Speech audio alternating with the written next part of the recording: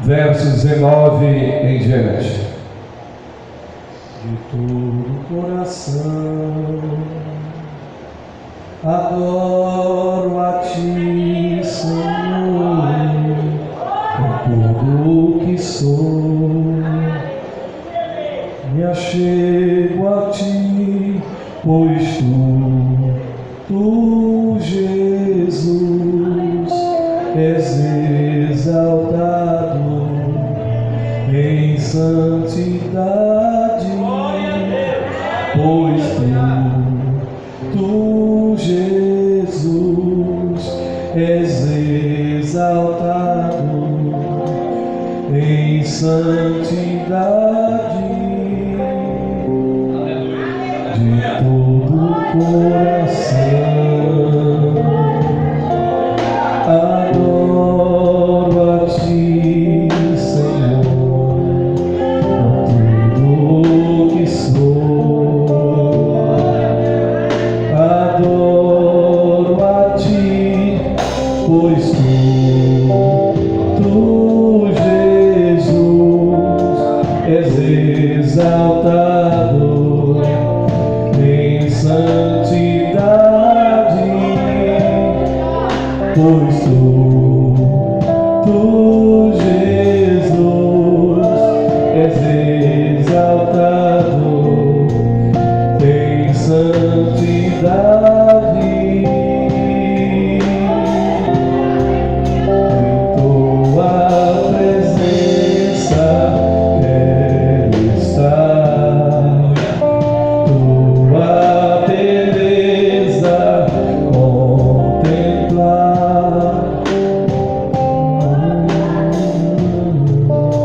Amém.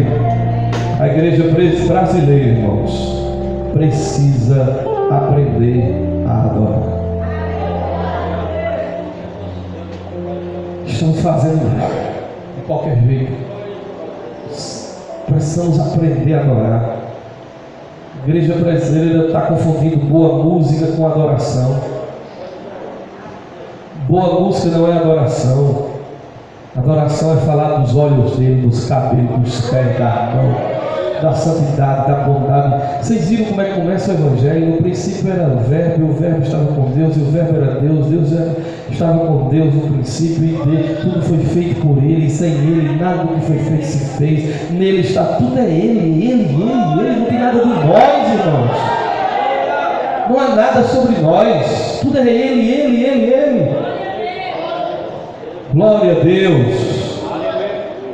Você veio aqui para adorá-lo, eu vim para adorá-lo. E eu me inquieto, irmãos, há uma inquietação dentro de mim quando eu percebo que a igreja não está adorando, ela está cantando. Quando a gente não está dando o nosso melhor para Deus com sinceridade. Ainda que a voz não se trata de voz, nem de música, se trata de coração, está entendendo? Com o coração é sacrificar às vezes. O Senhor vem de dentro, é algo que rompe, é algo que quer se expressar e não aceita paredes nem limites, é algo que não me deixa me acostumar. Eu não consigo me acostumar. No dia que eu me acostumar, eu perco a razão de ser de Deus. Eu não me contento com fagulhas, com faíscas. Eu não me contento em ficar somente no átrio, nem no lugar santo. Eu quero entrar no Santo dos Santos e adorá-lo. Eu não quero um tabernáculo sem arca.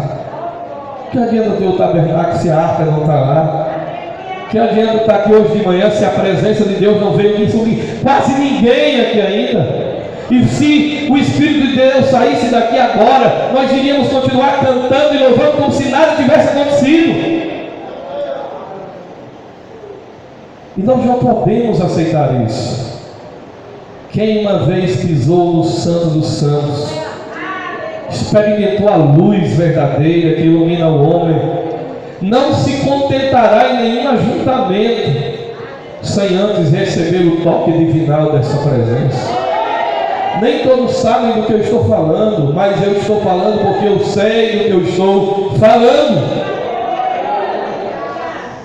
Para que haja preparação aos domingos de manhã, para que venhamos para cá não como quem vai a qualquer lugar, mas que venhamos para cá com o coração preparado. E eu estou dizendo isso para mim e para você, porque nós estamos na presença daquele que é extremamente digno de louvor e de glória e de exaltação.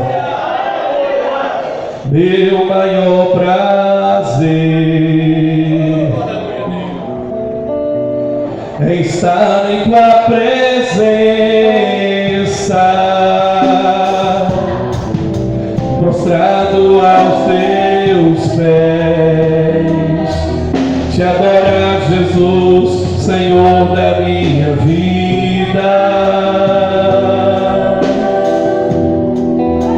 Eu vejo tua voz falar comigo, sinto seu poder aqui. Eu quero mais de ti, Senhor. O teu poder e a tua unção, eu ergo as minhas mãos.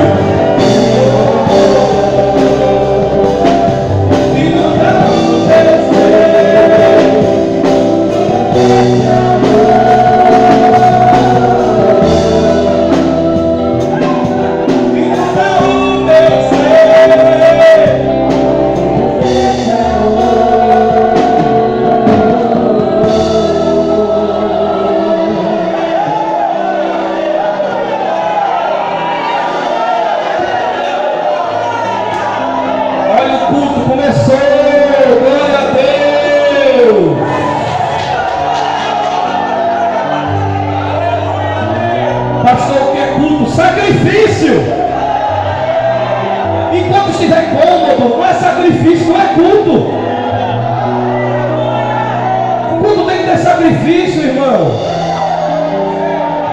Enquanto eu estiver aqui, não é culto, não é cômodo. Culto é quando eu me inquieto. E digo, eu rejeito sair daqui do mesmo jeito, Senhor. Como Jacó, eu me agarro contigo. E eu só saio daqui quando tu me abençoares.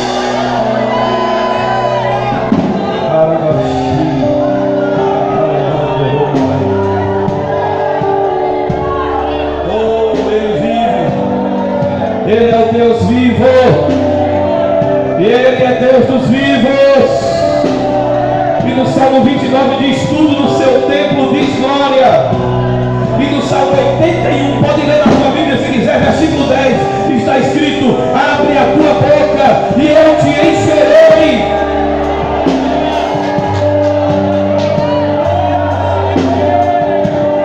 Olha, no culto desta manhã, olha agora, olha para cá. A primeira coisa que acontece quando a presença de Deus chega, vou dizer comigo. Primeira coisa, você se esquece do calor. Eu já me esqueci do calor.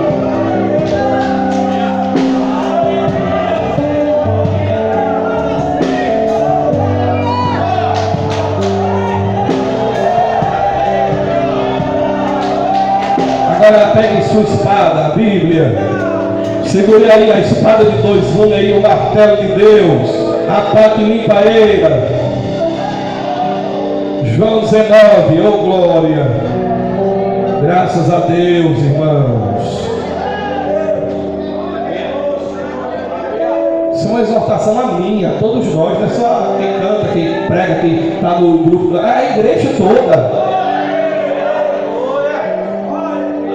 Eu estava sentado aqui, uma inquietação dentro de mim.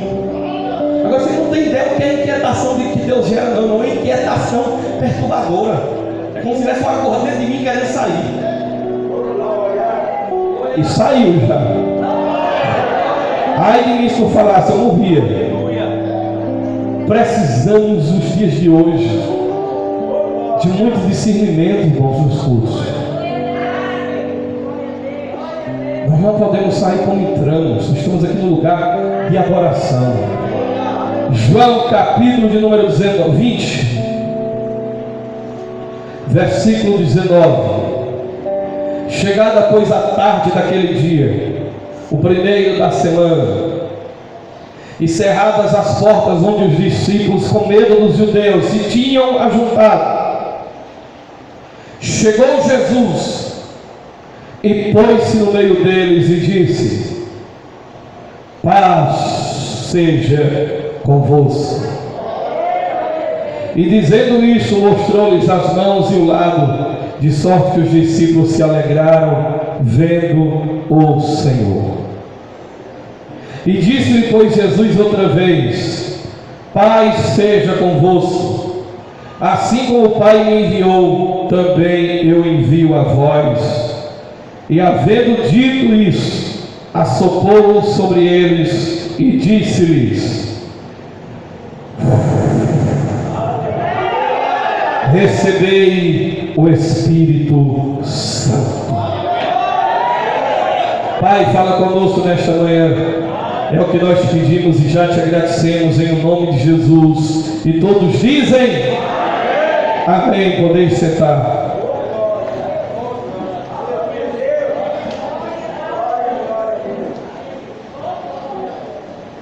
Senhoras e senhores, irmãos e irmãs, a maior notícia de todos os tempos saiu de uma sepultura vazia. A sepultura vazia é o berço da igreja, é o estandarte da igreja, é a auréola da igreja, é a bandeira da igreja. O que nos diferencia das demais religiões da terra é o fato de que o nosso mestre, o nosso Senhor, o nosso cabeça, o nosso guia, ele não está morto. Se você for no túmulo dos grandes líderes religiosos, está escrito em suas lápides: aqui jaz os restos mortais de Allan Kardec, de Buda, de Siddhartha Gautama, Zoroastro, de Hermes, de Orfeu. Mas se você for em Jerusalém, lá não tem mais nada a não ser um túmulo vazio, com uma letra em 3 idiomas. Ele não está mais aqui, ele ressuscitou. A ressurreição de Cristo é o lema, é a tônica, é o ápice, é o corolário da grandeza da mensagem do Evangelho. Aquele que morreu, ressuscitou. Se a morte é o rei dos terrores, Jesus Cristo é o Rei dos reis e Senhor dos senhores. Ele está vivo. Esta foi, sempre foi, a mensagem dos verdadeiros arautos do Calvário. Esta sempre será a verdadeira mensagem da igreja verdadeira. É interessante notar na igreja dos dias de hoje que sobre a ressurreição pouco se fala. Paulo diz que se esta mensagem for desacreditada, esquecida, ser tirada dos nossos púlpitos, é vã a nossa fé, é vã a nossa esperança. O que dá alegria, que nos enche de vigor nesta manhã, é saber que nós estamos aqui seguindo um defunto, ou um Deus distante que está no alto e nebuloso Olimpo. Estamos aqui esta manhã adorando aquele que João disse que anda no meio dos 7 castiçais de ouro e tem as estrelas nas suas mãos.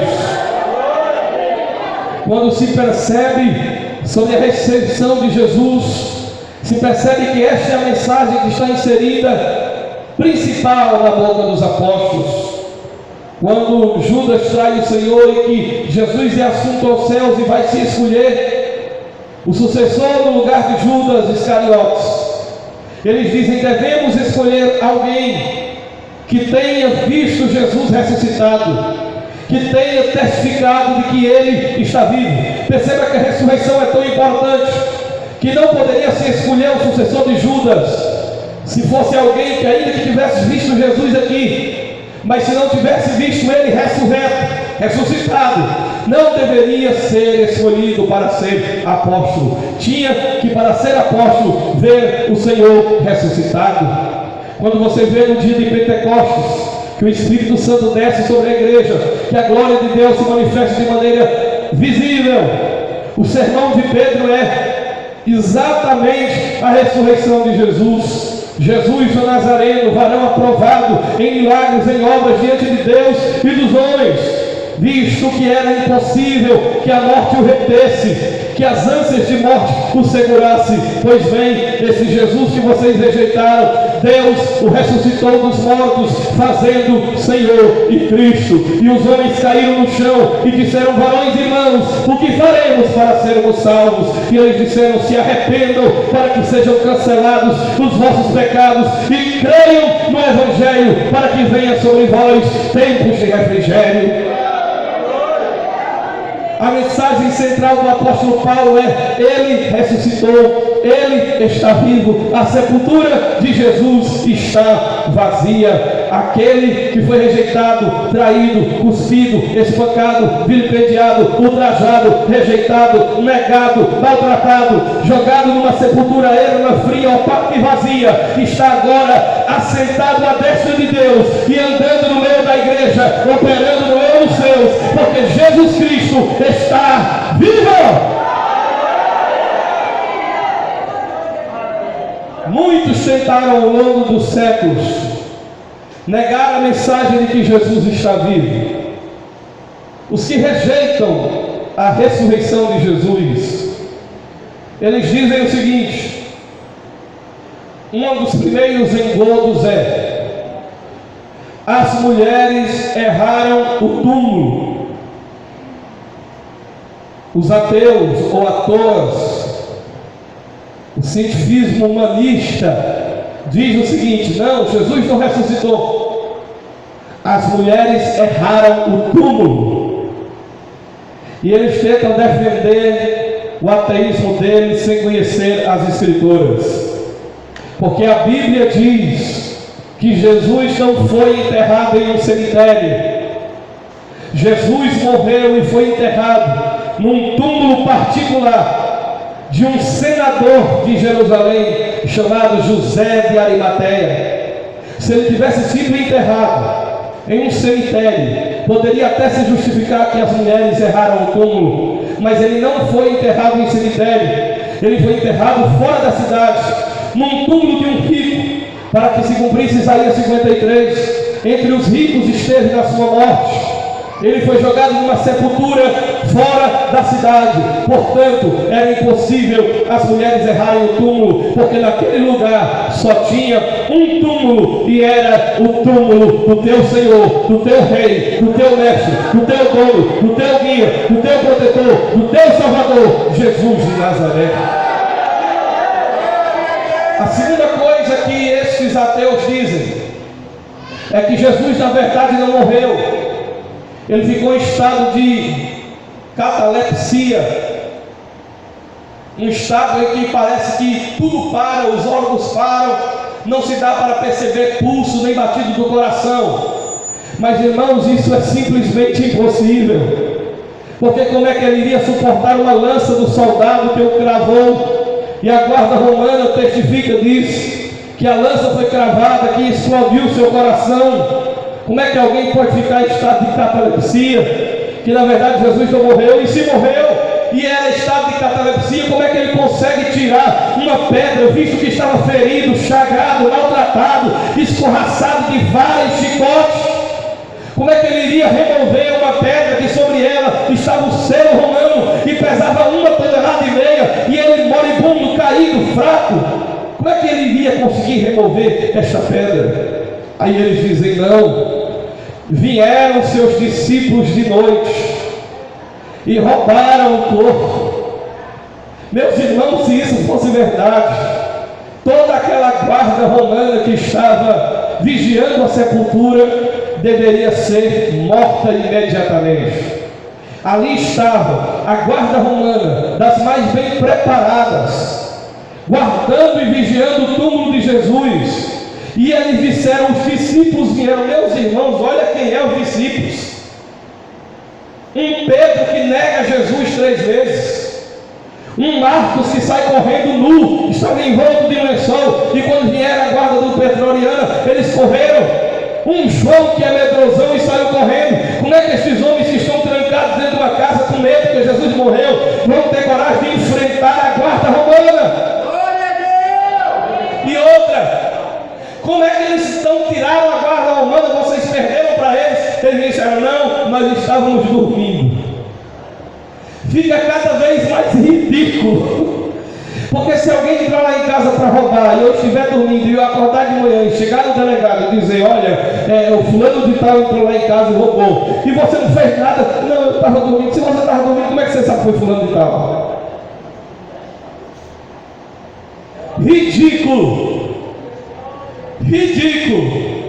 Se vocês estavam dormindo, como é que vocês sabem que foi os discípulos? E se vocês estavam acordados, por que vocês não impediram? Vocês sabem por que eles não impediram? Porque Jesus não estava dormindo, porque Jesus não estava no cemitério, Jesus não estava, irmãos, em estado de catalepsia. Jesus não teve a ajuda dos seus discípulos para o roubar. Na verdade, foi ele que recebeu o poder de Deus e rompeu os grilhões gélidos da morte, e a sepultura foi aberta por um anjo, e Jesus Cristo saiu livre, e livre está para sempre.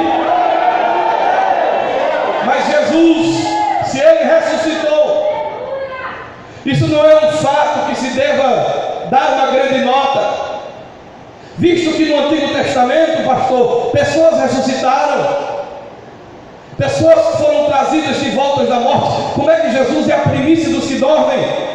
Se é o filho da viúva de Naim, ressuscitou, Lázaro ressuscitou, sim, mas Jesus é diferente. Jesus ressuscitou para nunca mais morrer, para nunca mais provar a morte, porque ele venceu a morte, morte que iluda as nações, morte que separa filho de pai, foi ferida. Ele venceu e ele ressuscitou, ele entrou na morte e saiu da morte e arrancou o aguilhão da morte. E a Bíblia diz: o aguilhão da morte é o pecado e a força do pecado é a lei, mas o rebento do Senhor veio, a graça do Senhor veio, o poder do Senhor veio, e ele entrou na morte e tirou a chave da morte e do inferno, da mão da morte. E ele diz: eu sou o Alfa e o Ômega, eu tenho as chaves da morte e do inferno.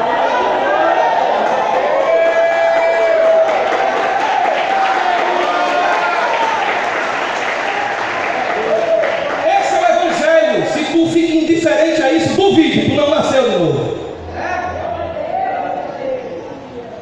Se alguém vibra com hoje estou bem, mas já estive mal, e vibra com essas cantigas, caldo de bila, e fica indiferente à mensagem do Evangelho, não nasceu de novo.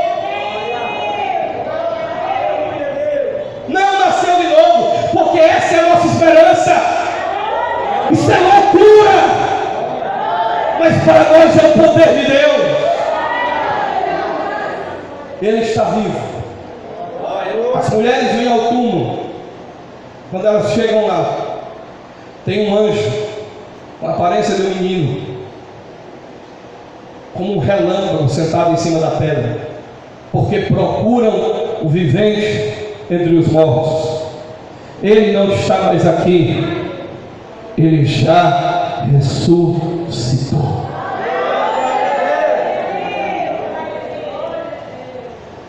Qual é o resultado dessa ressurreição? Quais são os efeitos da ressurreição de Cristo? Quais são as implicações para a minha vida? As implicações é que a ressurreição de Cristo, em primeiro lugar, ela remove todo medo e toda desesperança. Você pode dizer comigo: a ressurreição de Jesus remove o medo e a desesperança. Não há mais motivo para ter medo. Não há mais razão para temer nada.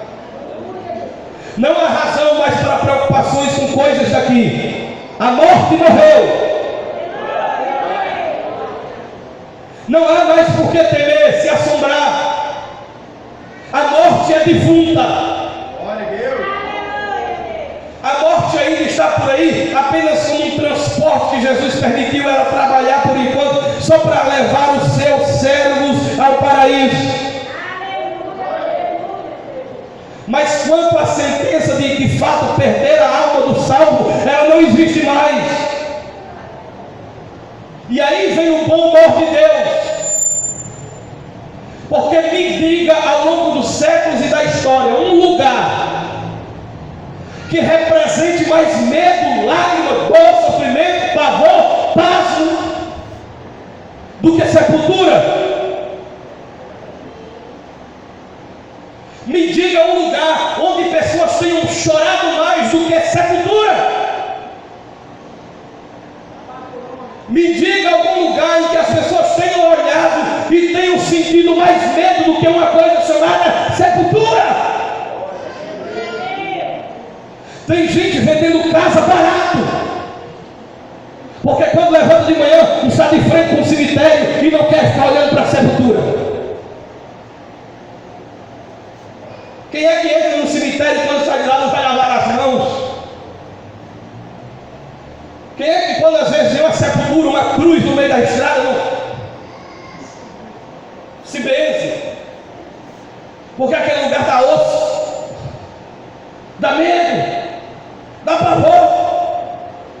Aí Deus, na sua santa gargalhada, pega um lugar que é símbolo de morte, de angústia, de tristeza, e transforma este lugar no símbolo dos mais poderosos do Evangelho, que é a sepultura vazia. De maneira que no lugar dos maus cheios, Jesus faz brotar os cheios mais adoráveis. No lugar do medo, Jesus faz a gente se encher de coragem. No lugar da morte, agora está cheio de vida. No lugar da desesperança, Jesus nos enche de esperança, porque sepultura é para ser lugar de tédio, mas para nós ela não é o fim, ela não tem a palavra final, porque a palavra final é daquele que a venceu. A morte está vazia. Aplauda Jesus de Nazaré.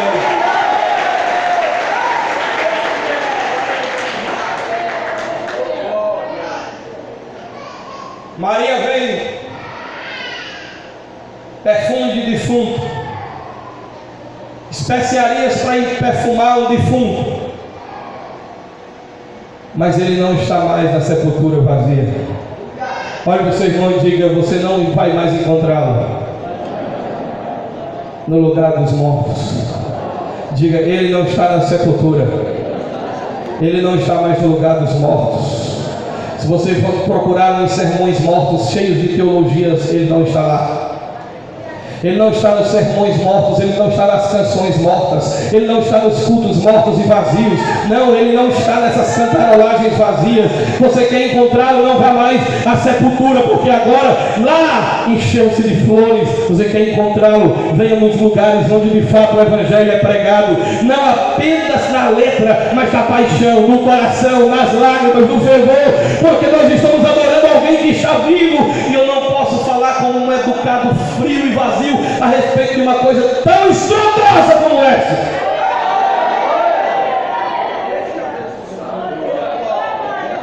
Irmão, Jesus era um morto, está vivo. Para com o inferno.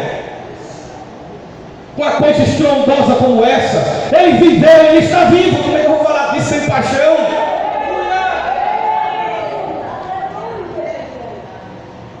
Jesus não dava para ser católico nunca. Porque quando morre um católico é a viúva de roupa preta, os óculos escuros, o padre com a roupa preta, irmão, é tudo a batina preta, o perfume preto, irmão, estarra de branco. E se fosse da missa do sétimo dia, quando o padre chegasse com aqueles velas e castiçais com o povo para fazer a missa do sétimo dia, o anjo ia dizer: vocês já estão atrasados, é 4 dias, já tem 4 dias que ele, já tem 7 dias que ele ressuscitou, ele vive. Maria chega, e quando ela olha, não vê o Senhor. Elas veem o anjo diz: ele não está aqui. Elas olham para dentro, vê que a sepultura está vazia, vê o anjo, mas percebam que existem pessoas que estão tão entupidas de negatividade, tristeza e medo, que nem anjo abre os olhos dela, nem anjo alegra. Vê a sepultura vazia, não alegra. E diz a Bíblia que o anjo, ela entrou e viu mais 2 anjos lá dentro. O anjo disse: ele não está aqui, ele está vivo. Quando ela virou para fora, elas viram Jesus. Mas nem Jesus anima ninguém, irmãos. Elas viram Jesus, mas estão tão entupidas de medo, de pavor, de desânimo, que elas acham que é o jardineiro. E o jardineiro disse: mulher, por que choras? Aí ela dá um motivo correto de chorar.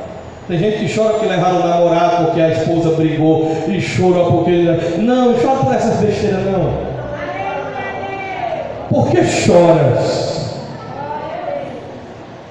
Ela diz: porque levaram meu Senhor. Tu ainda chora se o mundo estiver tirando de ti a presença dele? Tu ainda chora se o mundo estiver arrancando de ti a graça dele, a unção dele, a vida dele? Porque tem gente que chora se levar a carteira, o dinheiro, o carro, os bens. Você deve chorar se perder Jesus, porque se você perder ele, você perde tudo. Agora se você tiver ele, mulher, porque chora? Porque levaram meu Senhor. Ela estava de frente para Jesus. Aí Jesus diz assim: Maria. Catinga de vela saiu. Saiu a tristeza. As escamas caíram dos olhos. Porque anjo às vezes não remove a tristeza. O simples olhar para lugares sagrados não remove a tristeza. Você pode ir em Jerusalém, andar nas ruas, tudo isso não vai transformar você não. Tem gente que acha que o culto vai ser mais santo porque nós estamos no lugar onde Jesus foi enterrado. Meu irmão, pare com isso, isso é idólatra. Nós não adoramos a lugares sagrados, nem a objetos sagrados. A sepultura não tirou a tristeza dela, anjo não tirou a tristeza dela, e nem só a presença parada de Jesus. O que tira a tristeza dela é a palavra personificada. Maria!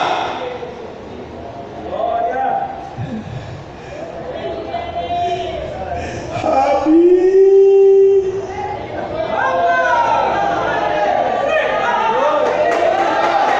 Rabone!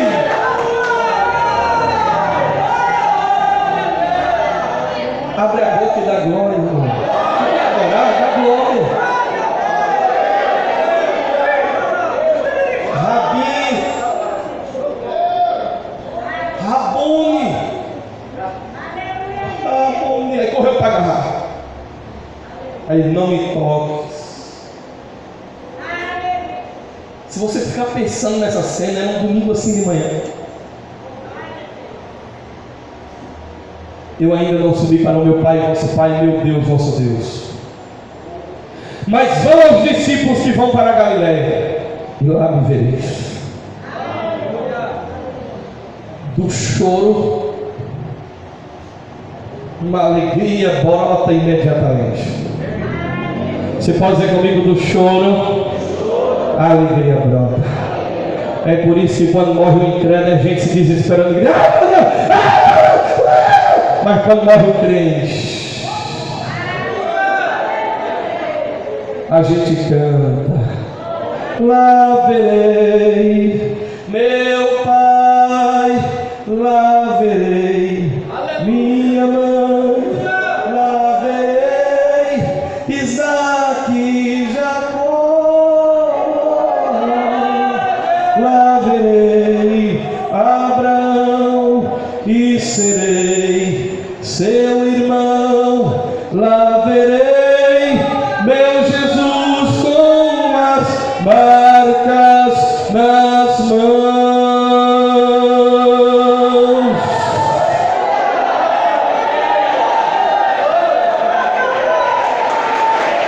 Se você já perdeu algum parente crente, ele está melhor do que você e você sabe. Aquela sepultura, não tenha medo dela. A morte, não tenha medo dela. Porque quem crê em mim, disse Jesus, ainda que esteja morto, viverá. Um dia nós haveremos de tombar nesta vida e alguém nos sepultará. Mas a Bíblia diz que ao ressoar da última trombeta, os que morreram em Cristo ressuscitarão, e nós, os que estivermos vivos, seremos arrebatados, transladados e arrebatados para nos encontrarmos com o Senhor nos ares. Essa é a nossa esperança. Nossa esperança não é ficarmos ricos, nossa esperança é estar com o Senhor.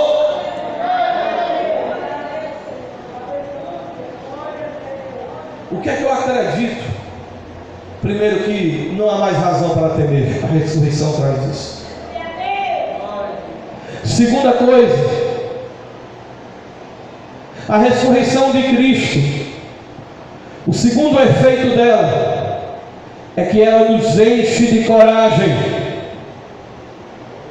para vivermos a vida propagando essa mensagem. Você pode dizer comigo: a ressurreição de Cristo me enche de coragem para viver a vida propagando essa mensagem. Quando você olha para os discípulos da sexta-feira, você vê um grupo de covardes amedrontados e medrosos. Quando você olha para antes da ressurreição de Jesus, o que se vê são homens amedrontados. A Bíblia diz que eles estavam na tarde daquele dia, o primeiro da semana, dentro de uma casa com as portas fechadas, com medo dos judeus e dos romanos.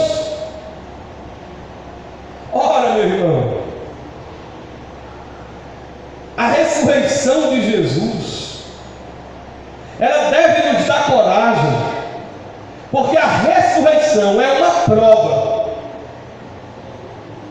que todos os inimigos foram vencidos. Você pode dizer comigo, a ressurreição é uma prova de que todos os inimigos, ei, você não está pensando no que você está dizendo, não. Todos os inimigos foram vencidos. Se encha de coragem, porque todos os inimigos foram vencidos.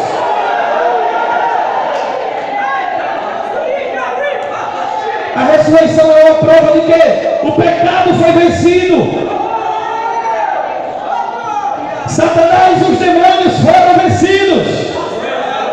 E a morte e o inferno foram vencidos. É uma prova de que Anás e Caifás e todo o bromato da religião judaica foram vencidos na tentativa de prendê-lo e matá-lo. Quando Jesus rebenta a sepultura, tinha um selo romano do imperador. E aquele selo não poderia ser rompido. Pois bem, Jesus rompeu o selo para dizer que ele é maior do que César, ele é maior do que Roma, ele é maior do que os judeus, ele é maior do que a terra e do que o céu. Ele é Rei dos reis e Senhor dos senhores. Aleluia! Aplauda com glórias a Deus.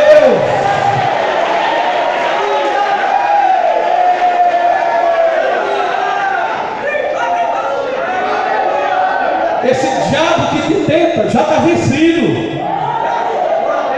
O demônio que te perturba está vencido. As tribulações que tu enfrenta já foram vencidas. Em todas estas coisas somos vencedores.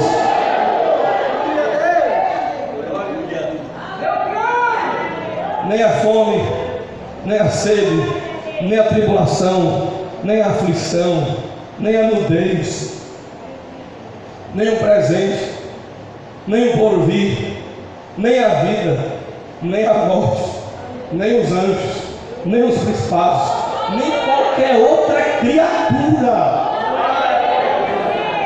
pode nos separar. Jesus venceu o pecado por si em sua vida. Na cruz, ele vence o pecado por nós. Satanás foi vencido nas tentações também. E a morte foi vencida na sua ressurreição.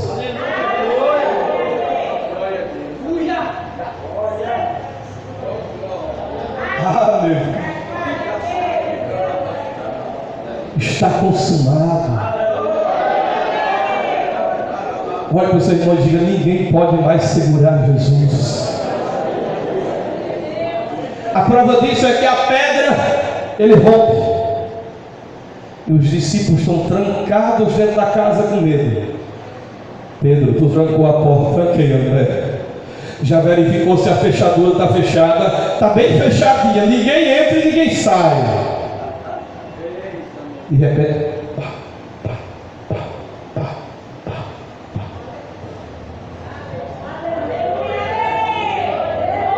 Fechou a porta dele? Fechei. Se você crer, vocês vão dar um glória a Deus depois que eu disser o que eu vou dizer. Jesus entra na casa sem abrir a porta, atravessa a parede. Quem crê nisso?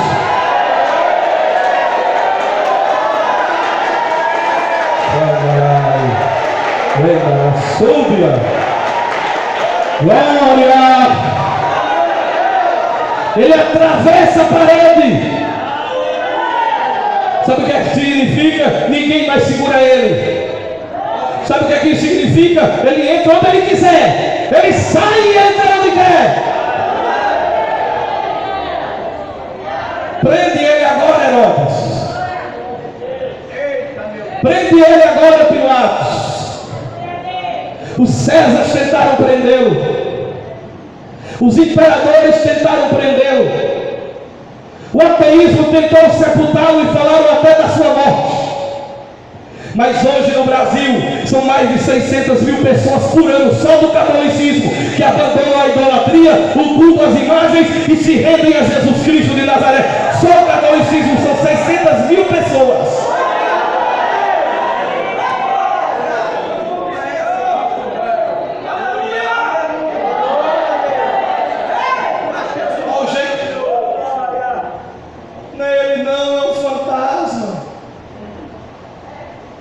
O Espiritismo diz: Jesus ressuscitou, mas ali já era um espírito evoluído. Eles dizem isso. Só que aí Jesus sai dali e chega, não estava no culto. Não estava no culto quem? Tomé de Souza. Quando Tomé chega, o jeito de Pedro, ei, Mateus, ei! Aí Tomé chega, o que é que está todo mundo feliz? Tomé, ele apareceu e esteve aqui.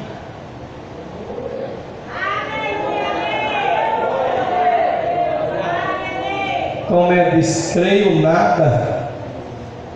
Tem quem faça eu crer. Eu só creio se eu ver as feridas e eu botar a mão. Jesus estava lá por longe. Opa, ouvi. Vou voltar lá só por causa de Tomé. Jesus às vezes opera só por causa da tua dureza. Ele volta lá, ele está preocupado com a incredulidade de Tomé. E ele volta lá e aparece e diz: paz seja convosco. Glória, aleluia. E Tomé olha. Tem gente que é assim no culto, sabia? Tomé de Souza. Aí Deus salvando, operando ele.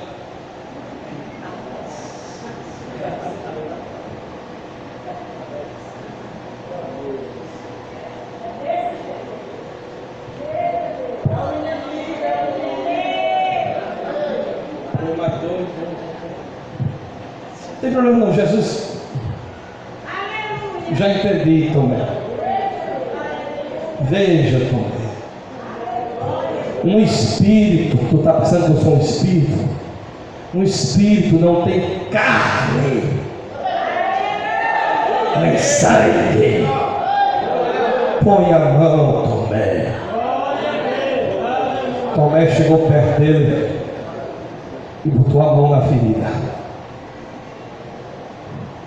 Porque por suas feridas somos sarados, até da incredulidade. Caiu no chão. Senhor meu, glória a Deus, Deus meu.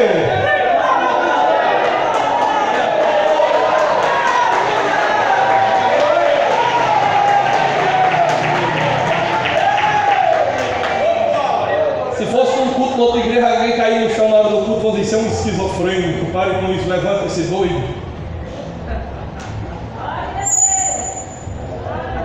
Por isso que eu pulo. Uau! Achou ruim minha pulinha? Fazer como Napoleão. Achou ruim minha pulinha? Eu pulo, eu grito, eu falo. Se Jesus mandar, eu pulo. Cai no chão.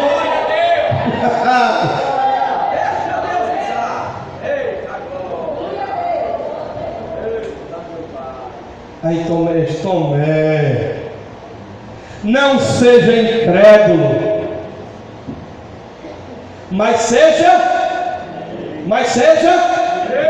não, vocês não sabem, mas seja crente. Quem é crente aqui? Levanta a mão.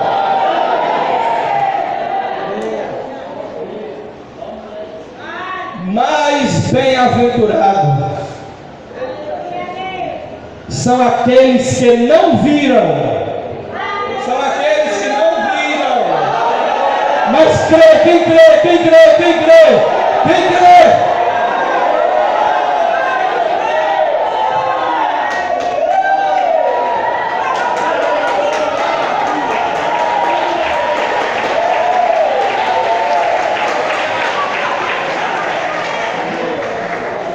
Um pedaço, Jesus sai dali. Ei, vai! Quem é? É Cleopas! Quem é Cleopas? Cleopas e um amigo dele. O que foi, Cleopas? Nós estávamos voltando para Emaús. E no meio do caminho chegou um homem perto de nós. E ele começou a doutrinar nós. E o coração da gente pegava fogo e queimava. E quando nós chegamos em Emaús, que ele partiu para nossos olhos se abriram. É o Senhor, e nós voltamos para Jerusalém para dizer. Pedro disse: não, ele já chegou aqui, já também apareceu a Tomé. Levante a mão e glorifique ao Senhor.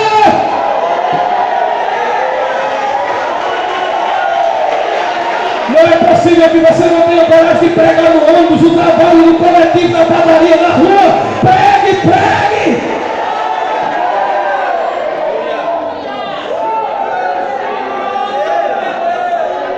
Mas está quente, mas está bom.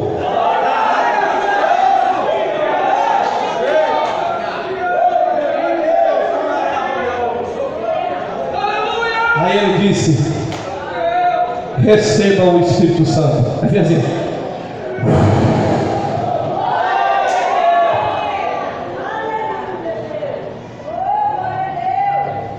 Os homens saem uma esfera. Por que você acha que os mártires morreram no Coliseu? Por que eles morreram se não foi porque eles viram, eles criam? Por que você acha que Paulo aceitou ser decapitado por uma espada romana? Porque ele viu o Senhor. Por que você acha que Pedro disse: não sou digno de morrer como meu Senhor, crucifique-me de cabeça para baixo?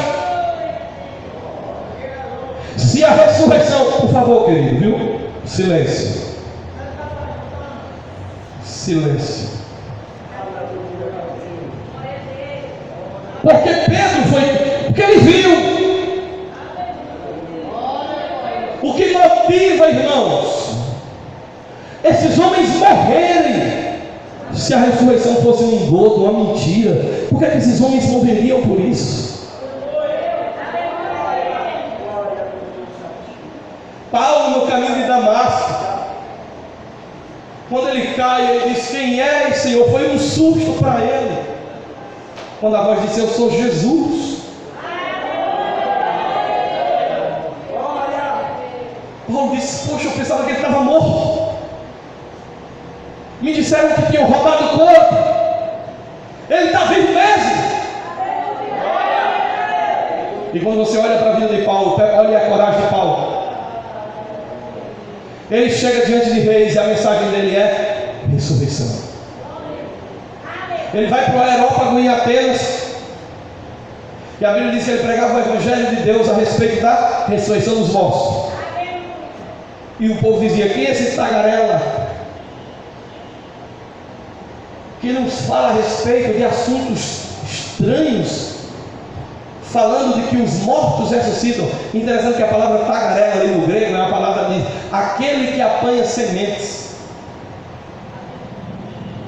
Paulo é aquele que apanhou a semente, estava jogando, que ele está vivo, ele está vivo, ele está vivo.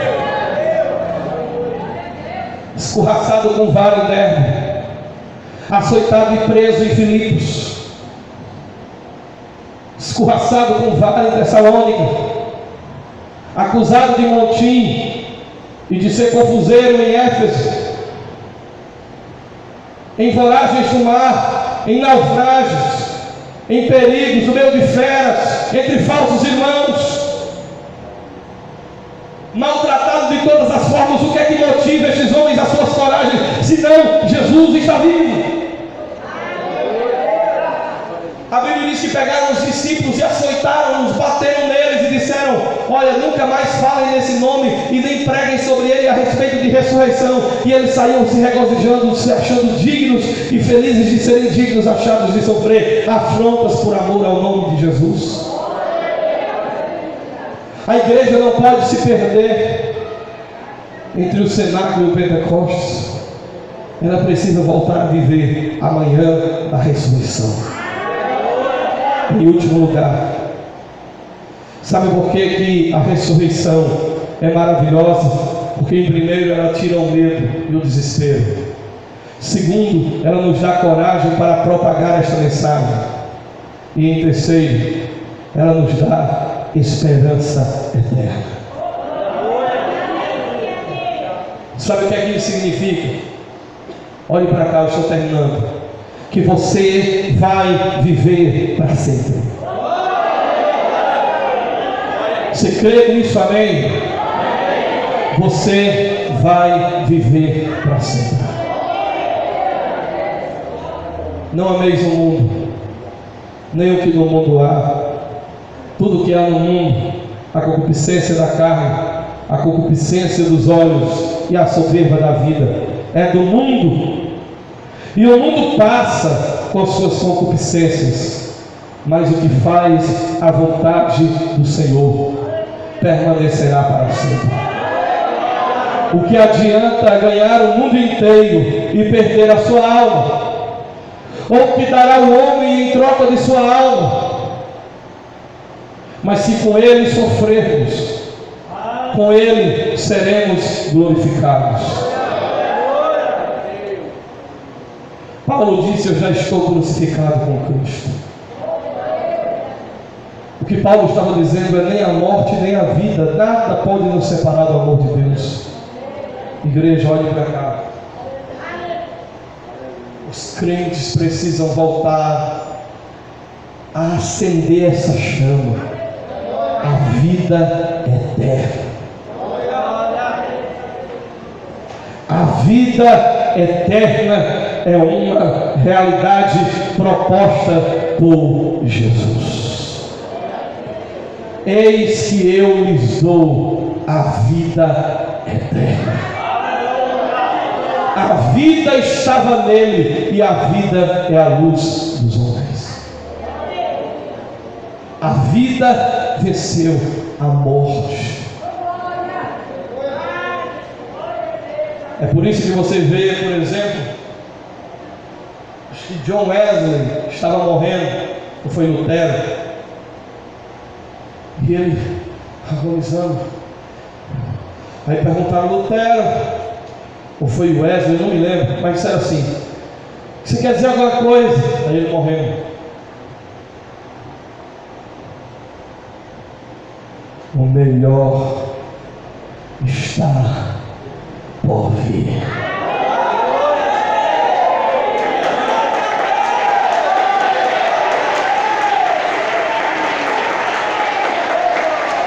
Você acredita que o melhor é aqui?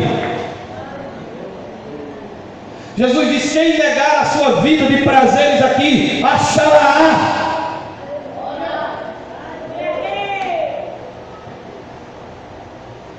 Quem quiser me seguir, negue-se a si mesmo, viu, irmão? Viu, irmão?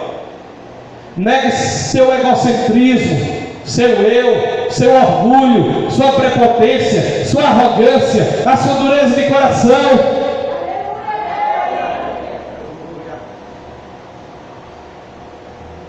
E tome a sua cruz e siga-me.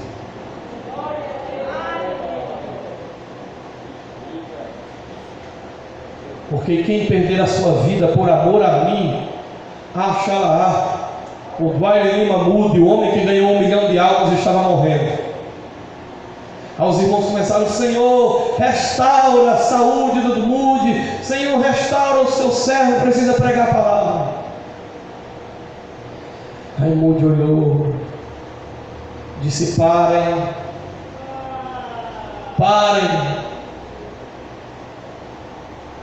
a carruagem que vai me levar.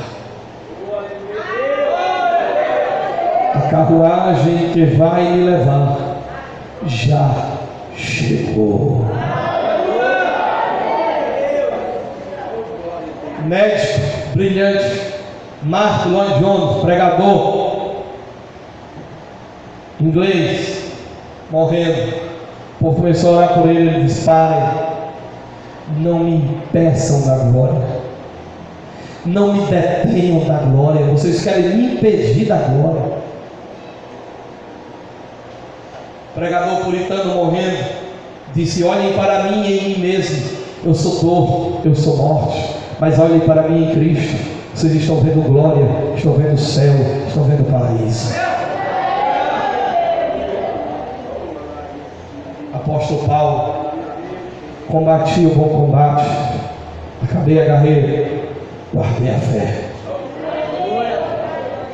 Agora uma coroa de glória me está guardada, onde o Senhor justo juiz me dará naquele dia e a todos quantos amam a sua vinda.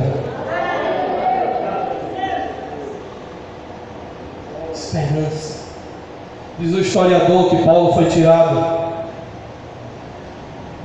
para morrer por um soldado chamado Gabriel.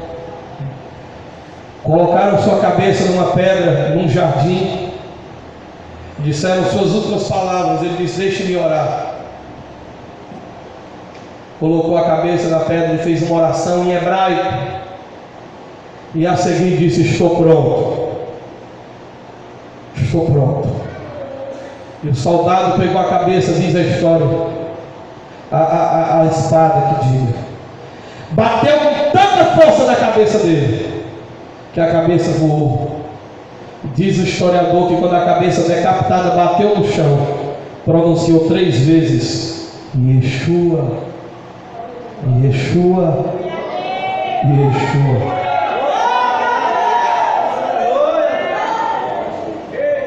E onde ele tombou, hoje é um ponto histórico, onde tem 3 fontes. Dizem: onde a cabeça dele bateu, surgiu 3 fontes de água, chamadas de Tremíades.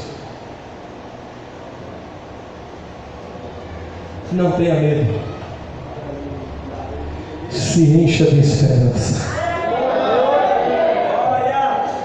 Nossa esperança é sua vinda. Igreja, olhe para cá.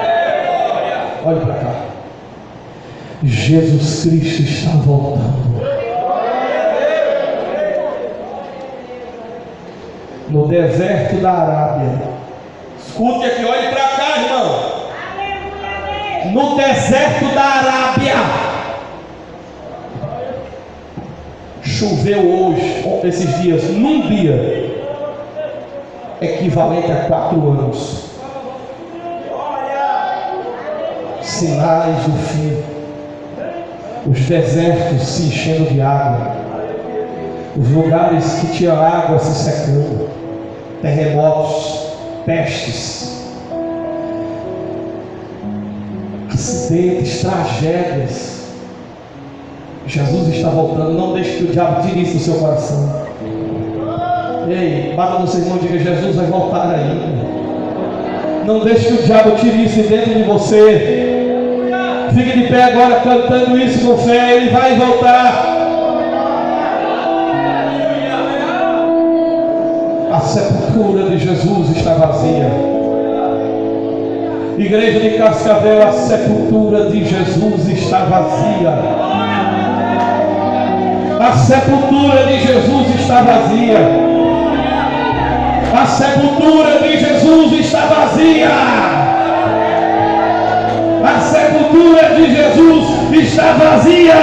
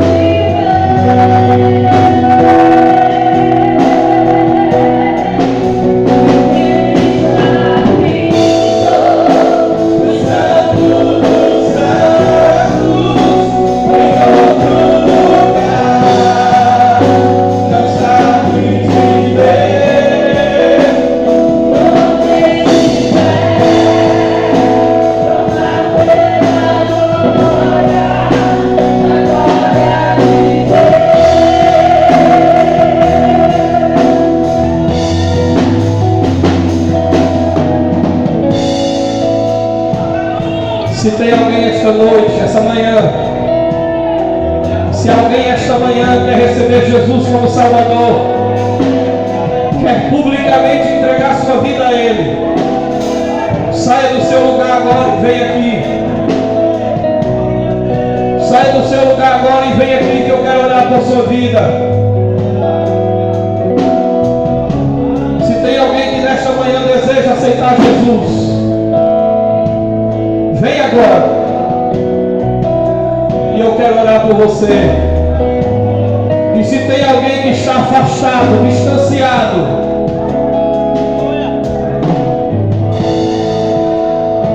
e deseja se reconciliar, a hora é agora. A hora é agora. A hora é agora. Tem alguém para se reconciliar?